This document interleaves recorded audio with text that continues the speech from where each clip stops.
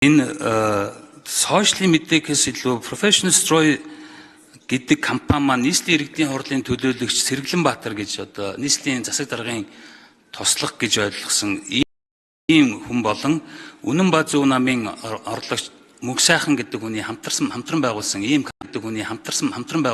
компани байгаа. Тэгэхээр энэ одоо жишээлбэл компани мянган айлын орон сууц барихаар ийм гэрээ хийсэн байна. Тэгээ энийг зүгээр холбогдох мэдээлэлээр нь ороод үзэхэд бол яг л энэ нотлогдчихлээ л дээ. Open data-гаар ороод үзэхээр.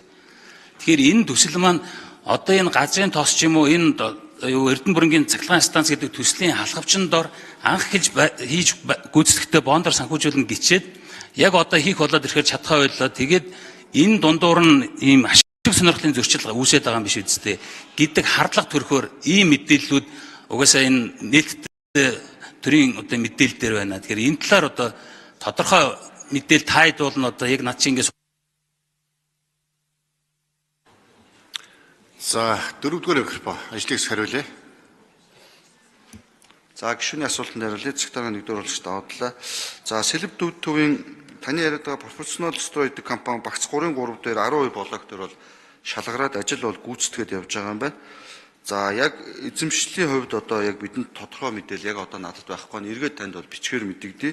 За Сэргэлэн Баатар бол нийслэлийн засаг даргын бол туслах биш. За одоогийн байдлаар бол нийслэлийн иргэдийн төлөөлөгчтэй хурлын төлөөлөгч байж байгаа. Өнөөдөр бас яг одоо 10 цагаас нийслэлийн иргэдийн төлөөлөгчтэй хурлын Монгол Ардын намын бүлгийн хурал бас хуралдаж байгаа учраас өнөөдөр засаг дарга бол ирж чадсангүй.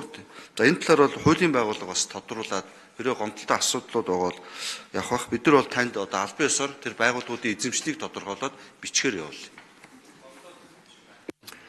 За даваа талаа дарга энх төвшин гишүүний одоо асуултанд бичгээр маш тодорхой хариулт бичгээр өгөөрэй. Одоогоор тодорхой мэдээлэл алга бичгээр өгье гэж та хэд удаа хэллээ шүү. Тийм болохоор асуултанд дутуу хариулсан дутуу мэдээллүүдээ гүйцээж бичгээр өгөөрэй.